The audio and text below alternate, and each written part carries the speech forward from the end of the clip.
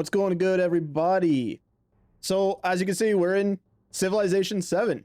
That was such a sick intro. I have played about, probably about 6 hours-ish. Did about 2 different playthroughs. I'm really excited for this. It is a lot of fun. It's very different than Civ 6. But let's start a new game here. So, the biggest difference between the two is you don't really stay as one civilization the entire time throughout all the ages. For example, let's pick Tecumseh. So you can see that he gets +1 food in production per age in settlements for every city-state you are suzerain of. +1 combat strength for every unit for every city-state you are suzerain of. Plus you also get mementos. So you unlock these by playing the game. You get some by default. Some default ones. But since I have played a little bit, I do have some already unlocked. Like this one I unlocked with him just my last play session.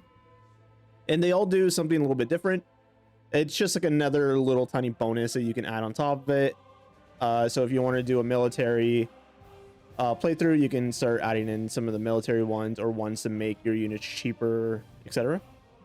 So for Tecumseh, as you can see, he is a militaristic diplomat. So you're not really going to be playing him as just 100% science, 100% culture, whichever you would like to do. I will be adding in the mementos in a second, but as you can see under the age unlocks, so when we're in the first stage here, we only get to be Tecumseh. We only get to use their units and buildings. But as you start going through the ages, like exploration or modern, then you can start to see that you can change into the Shawnee, the America, or Mexico, depending on the age. And each one of them gives you different benefits, different units as you go through the ages, as you will see, hopefully, with this playthrough. So I usually like doing this one just because you get an extra 200 gold at the start of every age. But, the ages last like, I think 150 years or something. I haven't really just figured out exactly what it is. So generally, I usually like doing stuff that will benefit me for the start age, for the antiquity age. Holy, I can't say that word. Okay, and these are the mementos that I am picking for Tecumseh. So I am picking for every gold that we return in a peace settlement deal, I get. So these are the mementos that I am picking for Tecumseh. So for every settlement that we return in a peace deal, I get gold for it. And also I get +3 sites on my scout ability. When I've played Tecumseh in the past, I usually try to kept it more or less peaceful. Try to get to be a sovereign of some city-states, etc. And always tried to keep my peace unless I was provoked. And then suddenly somebody would start a war with one of my allies, and then I'll just go full-out war on them. But we'll see what happens in this playthrough. So we hit continue. We can now pick what age we want to start in. So we're going to start in the first one here. So if you want, you can go through and pick these other two. So I'll show you this in a second, but these are all the different civs that you can pick throughout the ages. So in the first one, you can see that there's a little icon that you can see that they recommend for me to play the Mississippian, which, makes sense. But if I really wanted to, I could play Tecumseh as Rome, or I could play him as Greece, or as Egypt, as India. There is no limit. You can pick whatever you want. They highly recommend Mississippian because that will benefit greatly for him. But I'm sure as this game goes through, people are going to find that, if you play Rome with the Greeks instead, you're actually going to be better off than playing Augustus as Rome. For example, I'm sure it'll all come down to that. People are going to figure all that stuff out. But for this playthrough, we're going to be playing as the default as what they recommend. So let's do Mississippian. So here's the difficulty. You can see very low is Scribe, Governor, Viceroy, Sovereign, Immortal, and Deity, of course. So we're going to be Sovereign. Game speed, pretty normal. So the continents or the map types isn't really a whole lot compared to what we had in Civ 6, especially with all the DLC. So there is Continents Plus, which is usually the default in what I usually play. There's Continents, Archipelago, Fractal, Shuffle, and Terra Incognita. I prefer playing with, you know, a larger map size. So in this case, standard by default is just small. And I usually like playing on Continents Plus. Advanced settings isn't really super big. Like, you still have the disaster intensity on light by default. I have noticed a lot of volcanoes going off a lot. So I don't even know if this disaster intensity is actually legit or not. I have not changed it, and I have gotten wrecked by volcanoes a lot in my 6 hours of playing. All right, and that's essentially all the defaults. Like, I just leave everything on default, except for difficulty. I put it up a little bit, and start the game. A great dais rises from the earth, heralding a new day. What the Mississippians build will uphold the world. All right, so we no longer, on the starting screen here, no longer get a big paragraph. Well, we can read. So Tecumseh, the one who leaps across the great expanse. Tecumseh was a Shawnee chief who challenged the Western world, the westward expansion of the United States. Together with his brother, he spread a message of unity and resistance among the indigenous people. Although Tecumseh was killed in the battle, or during the War of 1812, the Battle of the Thames specifically, his vision of cultural and political persistence lives on. The Mississippians, named for the river near where their earthen mounds stand, leave no writing behind. No archaeology tells of a complex society. But archaeology tells of a complex society, a political system where cities waxed and waned in influence, maize farming, and trade in copper, shells, and hides. But by 1400 CE, whether through natural, or political means, the Mississippians had already faded into memory. So here's a couple of their unique units and buildings.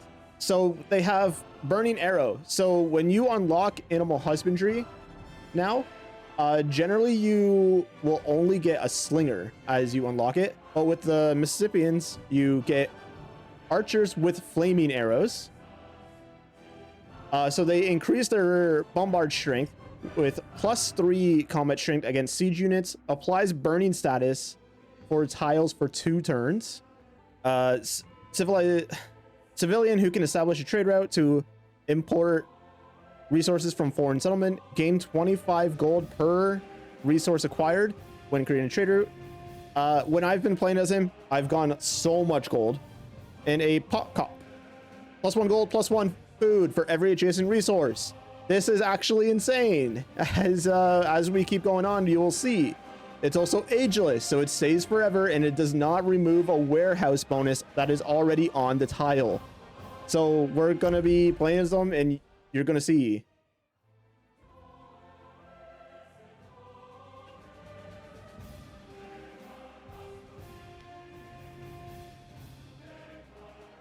Please be a good start.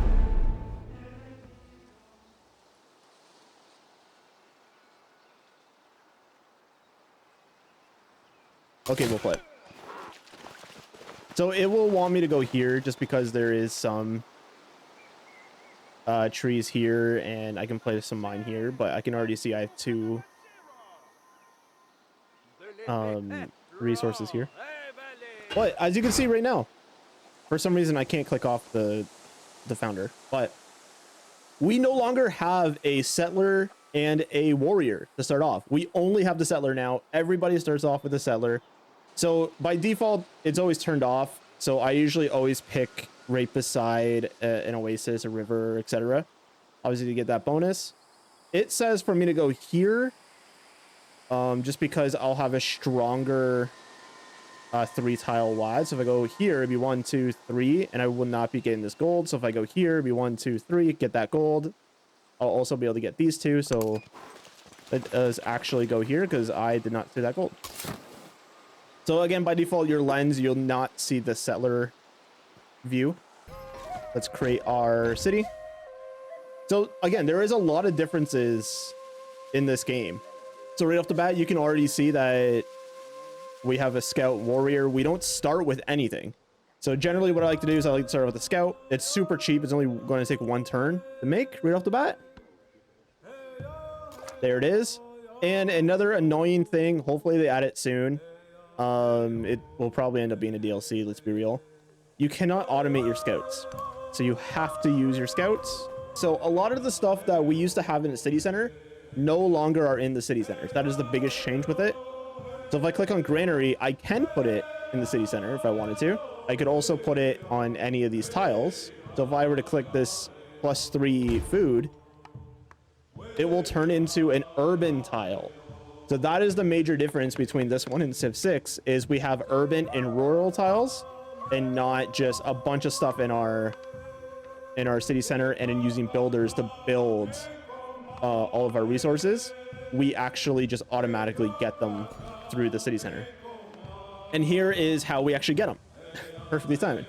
So again, instead of having a builder to build a mine on this and having to research how to mine resources, we automatically can click this square or this tile. It already has iron on it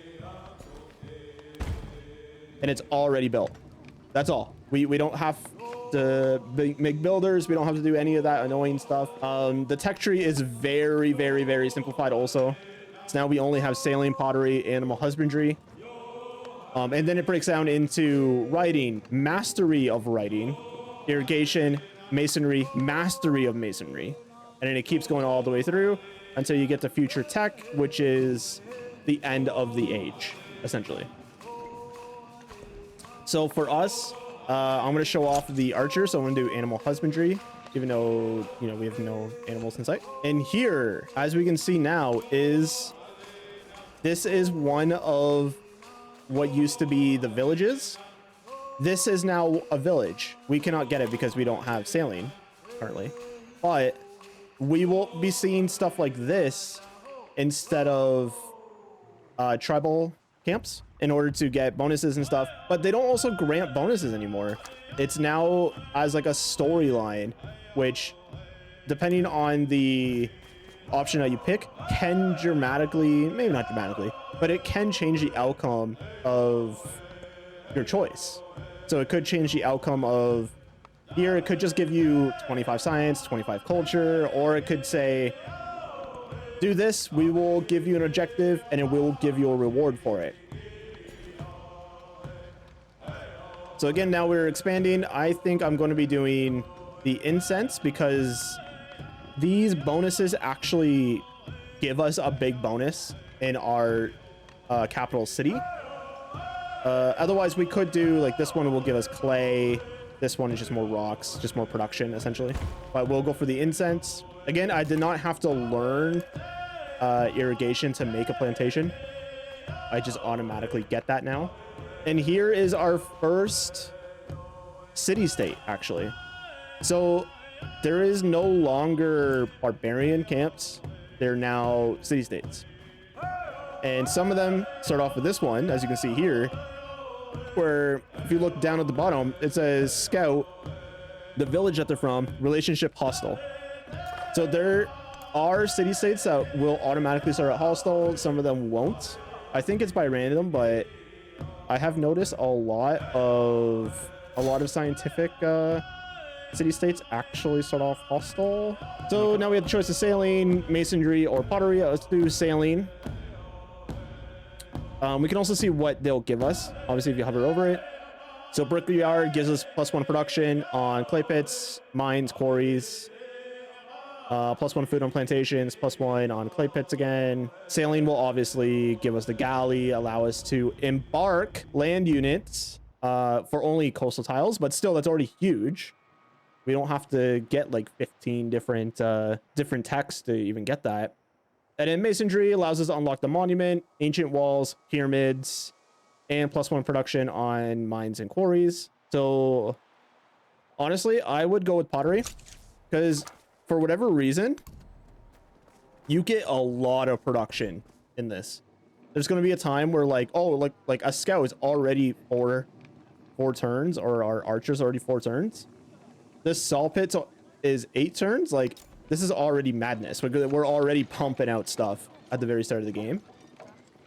So I am going to do the sawmill here, and we can also see the tiles that it'll give us automatically. There's no mods or anything, but you can also see that there is another blue indicator here on the granary that I already placed, or on the palace. So you can actually double up your tiles on other tiles as long as they are compatible with each other. So let's place the granary and the sawmill on this one, and now you can see it updated the tile. So now you can see the granary here and the sawmill here. All right, and then we have our civics. So earthworks, it's going to give us our pop kit. That is our unique building for the Mississippians. Discipline will give us a free army commander, or Mysticism, I can read, yay, unlocks a pantheon for us. So generally on this one, I usually go discipline, just so I can get that free army.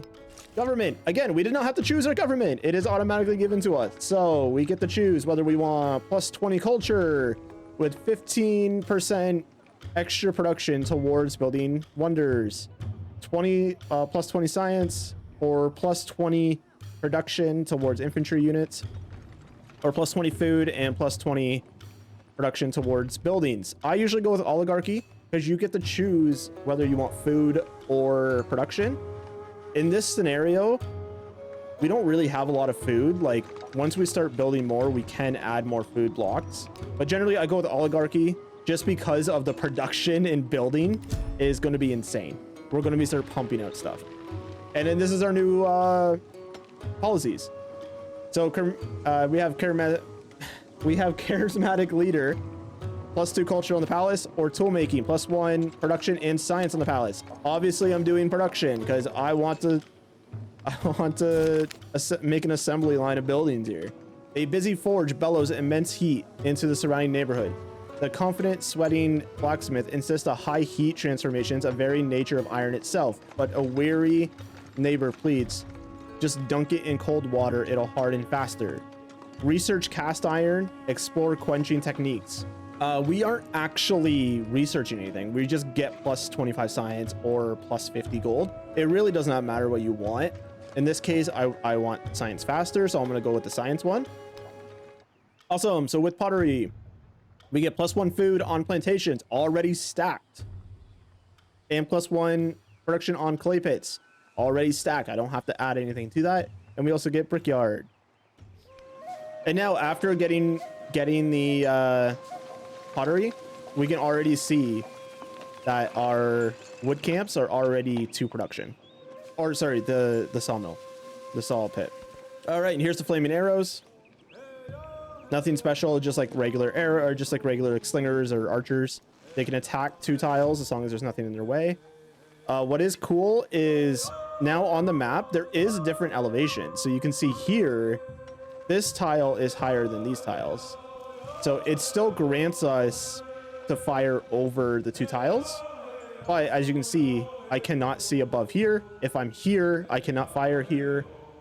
You know, it just changes a little bit different on the map, on the tiles. But I'll come back when I have something more exciting to talk about. And what's also cool is you can see now they do another little animation of if they can't kill the person on the tile, they'll just sit there and start beating each other down. All right, and then I'm going to put down the brickyard. So as you can see, they still all give your tile yields. I can place it in the capital if I want to. I don't want to though. So what I'm looking for is the tile that gives the best yields, which is either this wood or this mine. I think this would be. So let's just put it on here. Makes another urban tile. All right, so we actually just got the commander. We completed discipline number 1. Gave us the commander. I clicked through it, but I was like, I need to talk about this. But commander, here's what he can do. So he has the regular alert, sleep, die. But now he can move, he can promote. So each unit can no longer promote themselves. It's based on the commander. They can skip a turn. They can fortify, deploy, assemble, or add to army. So if we click on the warrior that is right next to him, I can add to army manually this way too. So if I click assemble, when clicking assemble, it'll take everybody in his range, which is just the tiles around him, up to currently 4 off of default commander, like level 0.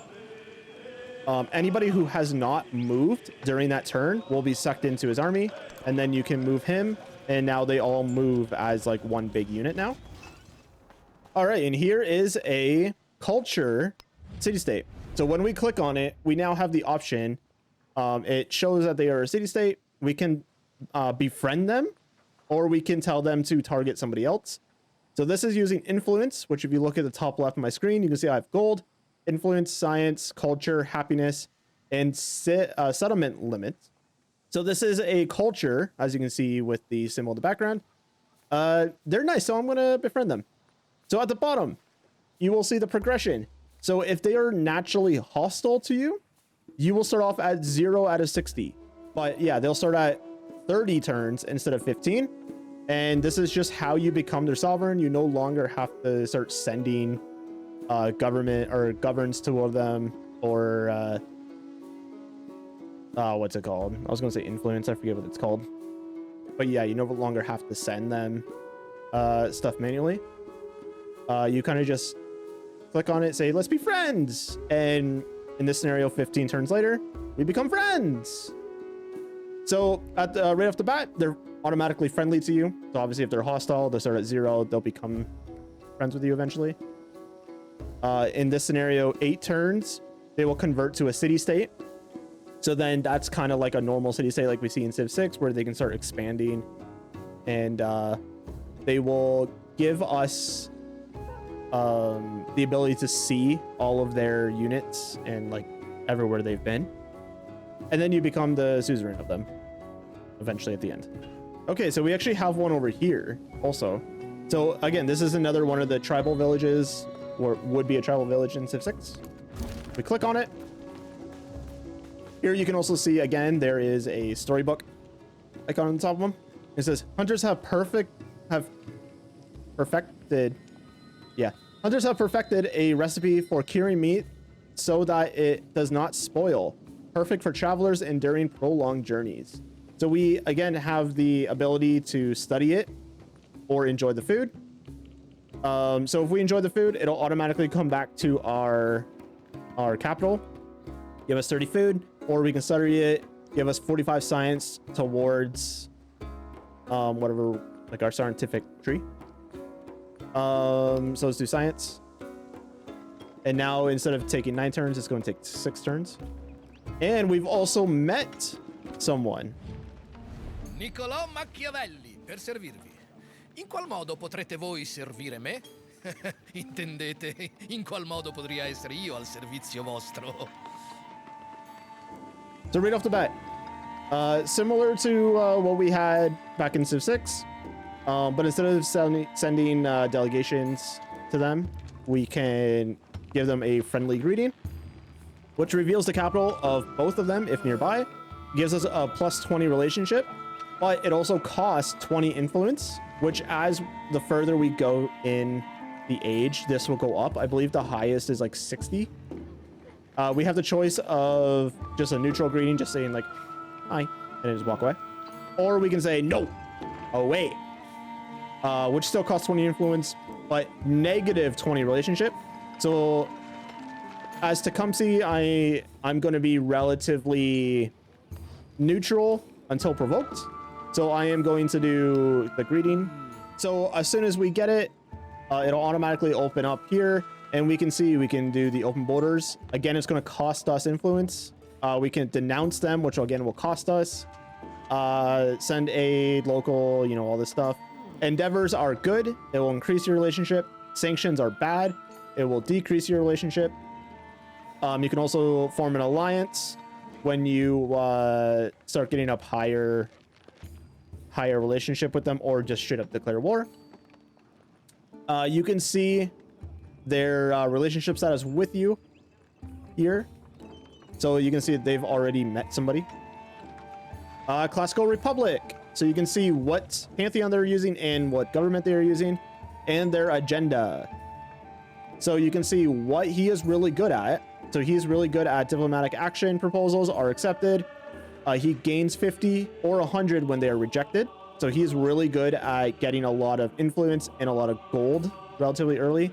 Ignores relationship requirements for declaring formal wars. Can levy troops from city-states they are not suzerain of. Their agenda is likes leaders at war with anyone but him.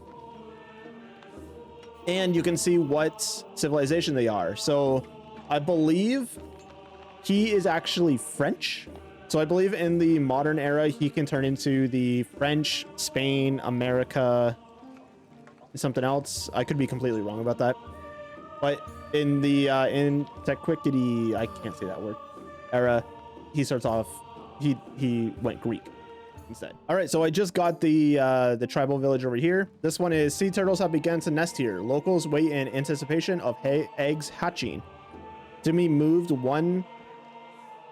by one of nature's many cycles. Celebrate the cycle of life with the festival. Spend 2 turns of science, which will grant me 100 happiness towards the next celebration, or move on. I feel like, you know, you can roleplay this as you want, but I feel like, you know, as Tecumseh and the indigenous, they are going to celebrate. So let's do that. So we are giving up science, unfortunately, for the next couple turns, but the festival has become an annual occurrence. Folk come from near and far to rejoice in life, the sea turtles and their own. The tourist should get another lens. See straight inside. Wouldn't see Big Rock then.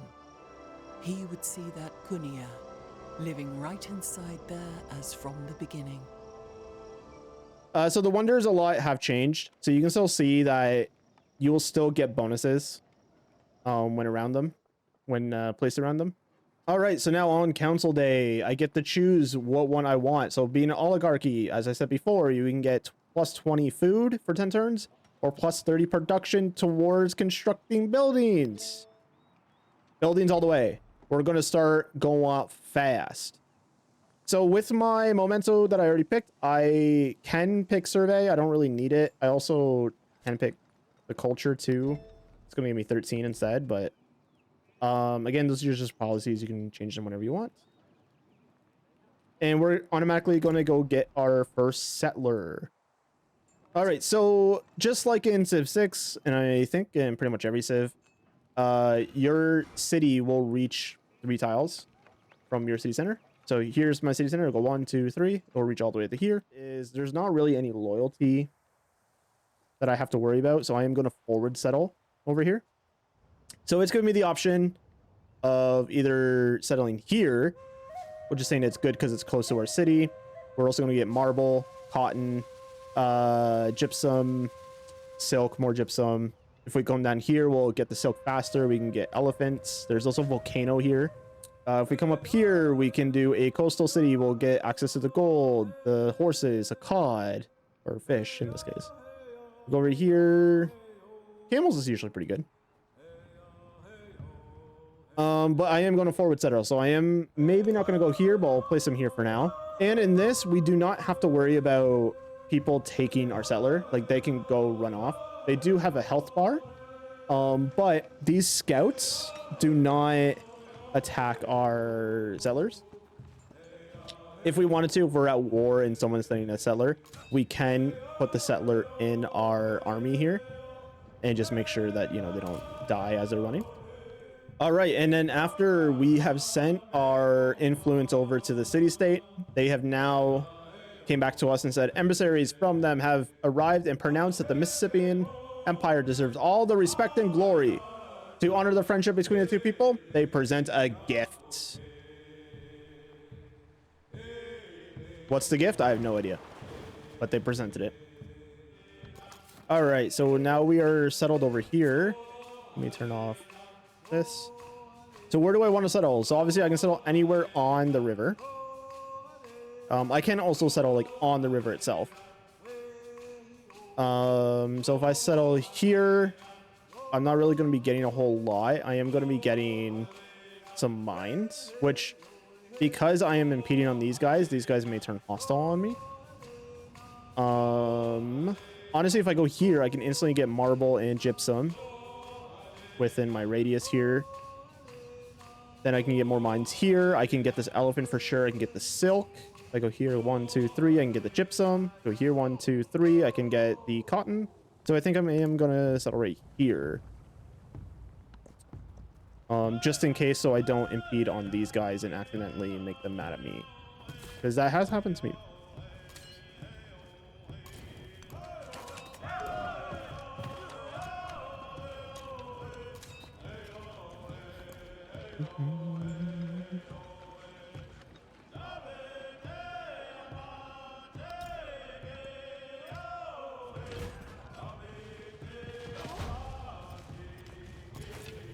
Yikes. We are heavily under attack right now.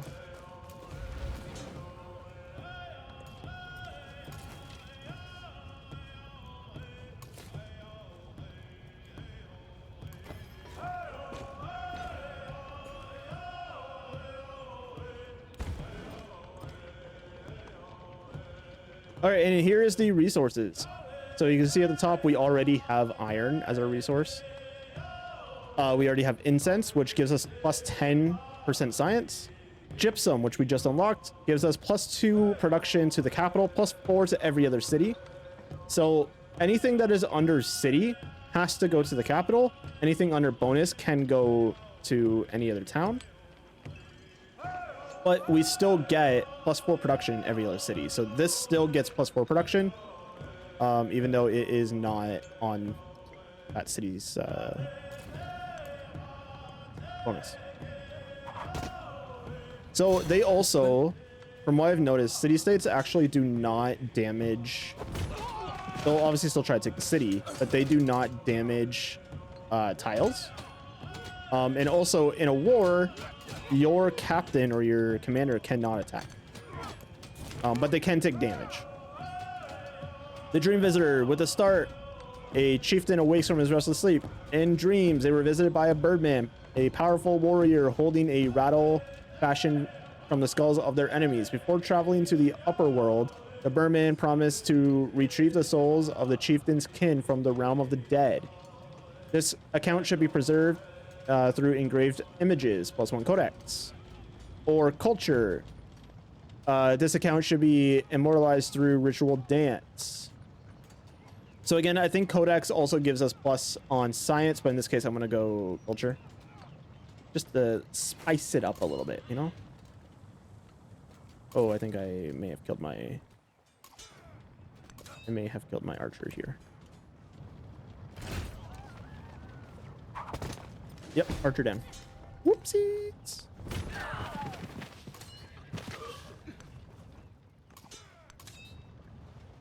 Oh, also, as you can see, I forgot to mention this.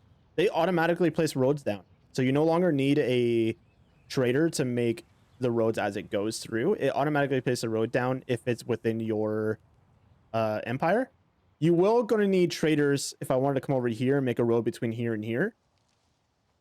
But as soon as you do the trade route, it'll automatically make the road. Oh my god. But that is good. So then now, since I'm moving from my capital all the way down here, it is going to take a lot less traveling to get over here.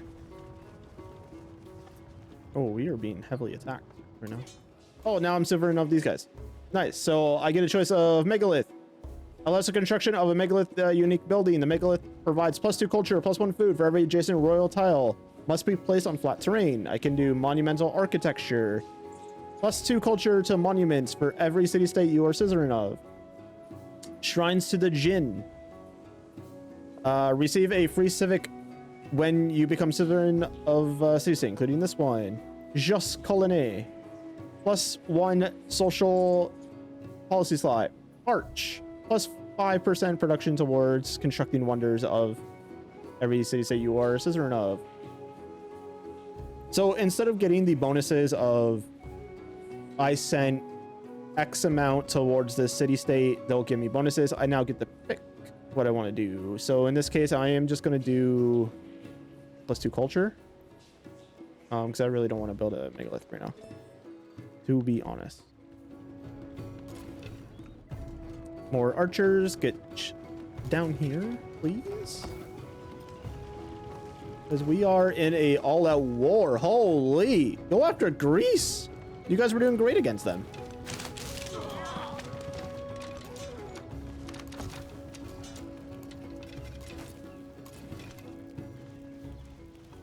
So we're going to let that slinger just die there while I move all my forces over here.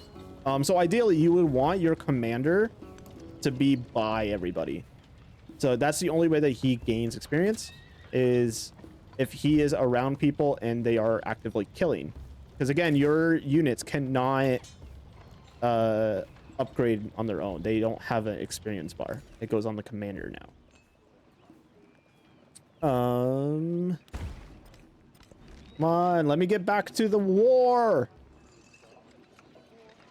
We want war. We want war. So for all the wonders, I don't think I've placed one yet. So they still obviously give what they have always. So as you can see in the little drop down, this one acts like a fortification district that must be conquered. +3 combat strength to fortified districts all over. So this one is kind of like the army camp, or like the barracks, all that stuff. Gate of all nations, +2 support in all wars. Ageless must be placed district on addition to a district. So we'll go over that when we actually are in a war with somebody. What the actual +2 support means, that is. And then gain 200 gold when you construct a wonder in this settlement, including this one. So I'm going to do that because I like gold. So all these tiles don't really give me anything, so let's go there. Now settlement under threat. So yeah, just because this one doesn't have anybody in it, it counts it as being undefended. But I believe they still have to attack it. They have to still defeat the defenses that are in it in order to take it. They can't just walk in and take it like you could in Civ 6. He was the first. All right, so we are going to kill them. So there. So as you can see, as my archers attack these guys, my commander got a promotion. So here now we have a whole bunch of skill trees, I guess, to do. So Bastion, +2 combat strength for land units within the commanding range when defending. So when selected on them, you can see the highlighted area, which is just the tiles directly around them. They will get +2 attack. Assault. Units can move after unpacking from this commander. This is usually what I always go for first. Linguistics. +1 gold for every unit that is packed. Or recruitment. +15% towards training land units when stationed on a district. Mobility. +1 movement speed when packed. In leadership, +5% to all yields in the settlement when stationed at a district. So I always go with the assault, because as soon as you unpack, you are instantly allowed to attack or move, which is huge. So I always go with that one first. So we're going to attack this city-state with them, and then these guys are just going to sit here and wait, because if I move here to attack them, sure, we may be able to kill them. In this scenario, we're not, as you can see with the breakdown there. But they also get the flanking bonus. So it doesn't say in here, but if I were to move here and there, they'll also get a flanking bonus, which is better for obviously these guys. But then these guys will be able to get a flanking bonus on us. So I'm not going to go after that. Defense to settlement, it'll tell us here again because there was a scout here that was nearby. So the commander also has some other stuff at the bottom here. So they have defensive perimeter, scorched earth, focus fire, and coordinated attack. So because these guys have not attacked yet, I can tell these guys to go over here and attack them. Want to? Defensive structure. So anybody in his ring that I showed before that has not moved or attacked, I can tell them to fortify, which I think also fortifies him as well. Which it just gives extra defense bonus. It's not really anything special, so I'm just gonna skip his turn. Oh, these guys are really after my archers, huh? So we're gonna attack them with my archers. Easy. These guys are gonna heal. These guys apparently don't want to heal, but we're gonna keep them close. Again, we can do a defensive structure, which I'm not going to. Oh, as you can see here, Greece has sent over a trade route. So as you can see, it drew a road for us. W. And we found 2 new people. We found Benjamin Franklin out of anybody. And you guys see something wrong here? I don't think that's Benjamin.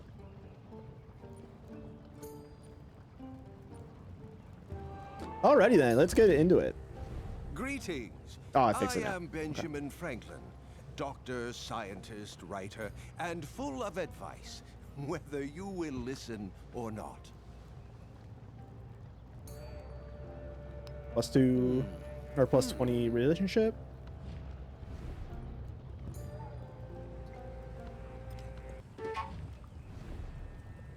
Đêm nay ngọn gió mát trên đỉnh Fansiban và dòng chảy êm đềm tĩnh lặng của sông Hồng.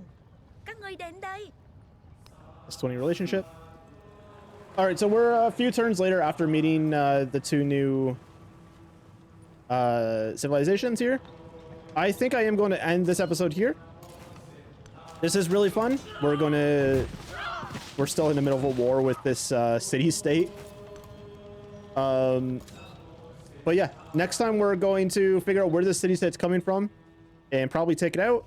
And then also we are going to look into getting more like traders, start trading with these guys. But yeah, then I think we're going to settle another spot. So trying to figure out, this city is going to be really great for us because we're going to get these 3 resources really soon.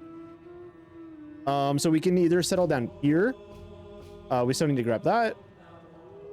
And yeah, we're going to start making relationships better with all 3 of these guys. We could also settle up here because again, I don't think there is a loyalty problem. So we could settle up here. It'll give us grievances against these guys, but you know, if they attack us, they attack us. It's on them.